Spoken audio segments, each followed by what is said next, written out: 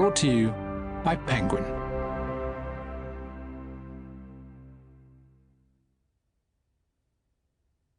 St Petersburg, written and read by me, Sinclair McKay. Preface. A silent, silver English winter's morning, deep in a leafless valley.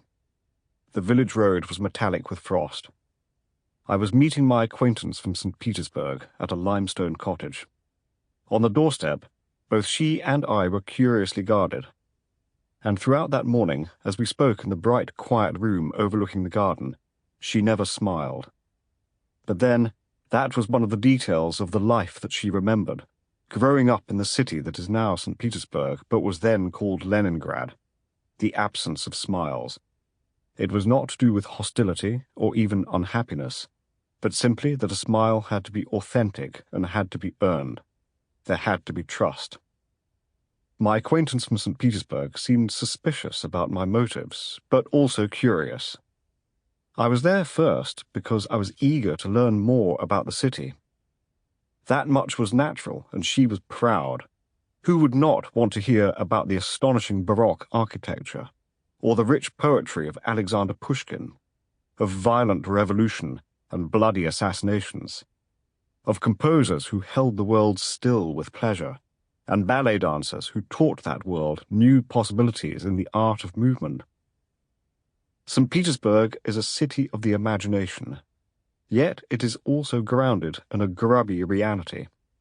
Colourful rococo facades, spires and domes, planted upon islands, fretted through with snaking rivers and canals, facing less exalted districts of hulking concrete brutalism. Perhaps more than London, it is a city that has been shaped and influenced by its own storytellers. But that was not my chief reason for visiting my acquaintance. I was there partly for advice on the city's less explored byways and history, and also about its archives. This was because of one vast and terrible event that had taken place within living memory. In Britain, talking about the Second World War comes naturally and easily, partly because even though the country was bombed and its cities set ablaze, the vast majority of its people didn't suffer the trauma of invasion. The war that I'd been brought up on as a child in the 1970s was a matter of comic strip morality, of unimpeachable heroism versus icy Nazi sadism. For my acquaintance from St. Petersburg, the Second World War brought to mind quite different associations. For her, it was the Great Patriotic War, or Great Fatherland War. This was the conflict that had broken over her family like a terrible thunderstorm in the summer of 1941, when Hitler's forces, over 3 million men, launched an invasion of Eastern Europe and Soviet Russia that covered thousands of miles and led to the obscene slaughter of literally uncountable numbers of people. My acquaintance's parents had been children at the time of the calamity. From the autumn of 1941 to the beginning of 1944, Leningrad, on the northwestern edge of Russia, where it borders Finland and the Baltic states, and its population were effectively encircled by Wehrmacht forces. Throughout, the Germans bombed the city. They fired shells at it. But much more pressingly, they severed all the transport arteries and veins.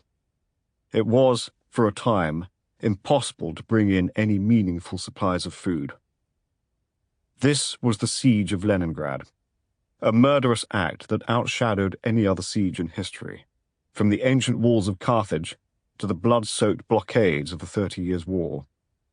It cannot be viewed solely as military history because it was intended as civilian extermination. Leningrad had been a city of some 2.5 million. These people began to starve as, day by day, the most commonplace food ran out and the bread rations shrank and dwindled. Then the snows came. Electricity faltered. There was not enough fuel for domestic fires. Temperatures plunged to minus 43 degrees centigrade. Starving bodies had to cope with the most acute. Sample complete. Ready to continue?